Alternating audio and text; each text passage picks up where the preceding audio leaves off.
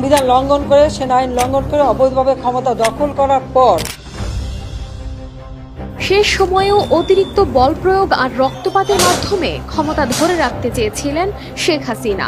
নিরাপত্তা বাহিনী কেন পরিস্থিতি সামাল দিতে পারছে না সেজন্য প্রকাশ করেন ক্ষোভ। রাষ্ট্রীয় বিভিন্ন বাহিনীর শীর্ষ কর্মকর্তাদের চাপেও তিনি ক্ষমতা ধরে রাখতে অনড় ছিলেন, কিন্তু পরিস্থিতি যে একেবারেই নিয়ন্ত্রণের বাইরে তা তিনি কিছুতেই মানতে চাচ্ছিলেন না। পরে পরিবারের সদস্যরা সহ বোঝানোর পর রাজি হন পদত্যাগে। যাওয়ার আগে জাতির উদ্দেশ্যে একটি ভাষণ রেকর্ড করতে চেয়েছিলেন, কিন্তু ততক্ষণে আন্দোলনকারীরা শাহবাগ থেকে গণভবনের পথে।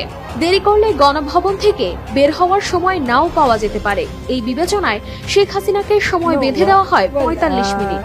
এরপর দ্রুততম সময়ে পদত্যাগ করে সামরিক হেলিকপ্টারে বোন শেখ রেহানাকে নিয়ে দেশ ছাড়েন তিনি। শেখ হাসিনা বা আওয়ামী লীগ কোনোদিন পালায় না। একটি জাতীয় দৈনিকের প্রতিবেদনে জানা যায় এ তথ্য।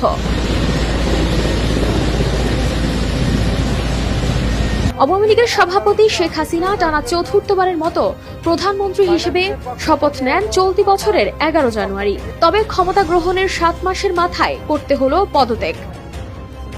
দলীয় অস্ত্রধারী কর্মীদের নামিয়ে দেশব্যাপী ব্যাপক সংঘাত, প্রাণহানি ঘটানোর পরও ছাত্র জনতার আন্দোলন সামাল দিতে পারেননি শেখ হাসিনা। যদিও পরিস্থিতি উপলব্ধি করতে পেরে রোববার রাতেই শেখ হাসিনাকে তার একজন উপদেষ্টা সহ কয়েকজন নেতা বোঝানোর চেষ্টা করেন। তারা সেনাবাহিনীর কাছে ক্ষমতা হস্তান্তরের পরামর্শ দেন বলে জানা যায়। তবে তিনি তা মানতে চাননি, বরং সোমবার থেকে আরও কড়াকড়ি আরোপ করতে বলেন কারফিউ। কিন্তু কড়াকড়ি আরোপ করা হলেও বিভিন্ন স্থানে আন্দোলনকারীরা কারফিউ ভেঙে নামতে শুরু করেন। বিভিন্ন বাহিনীর উচ্চ পর্যায়ের একাধিক সূত্র অনুযায়ী সকাল 10:30টার দিকে ৩ বাহিনীর প্রধান ও পুলিশের মহাপরিদর্শককে প্রধানমন্ত্রীর বাসভবন গণভবনে ডাকা হয়। নিরাপত্তা বাহিনী কেন পরিস্থিতি সামাল দিতে পারছে না সে বিষয়ে ক্ষোভ প্রকাশ করেন তিনি। আন্দোলনকারীরা আইন শৃঙ্খলা রক্ষাকারী বাহিনীর সাঁজোয়া যানে উঠে লাল রং দিচ্ছেন, সামরিক যানে পর্যন্ত উঠে পড়ছেন। এরপরও কেন তারা কঠোর হচ্ছে না সেটি নিয়েও ক্ষোভ প্রকাশ করেন তিনি।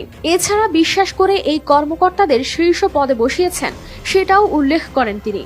এক পর্যায়ে শেখ হাসিনা পুলিশের মহাপরিদর্শককে দেখিয়ে বলেন তারা তো ভালো করছে। তখন আইজিপি জানান পরিস্থিতি যে পর্যায়ে গেছে তাতে পুলিশের পক্ষেও আর বেশি সময় এরকম কঠোর অবস্থান ধরে রাখা সম্ভব নয়।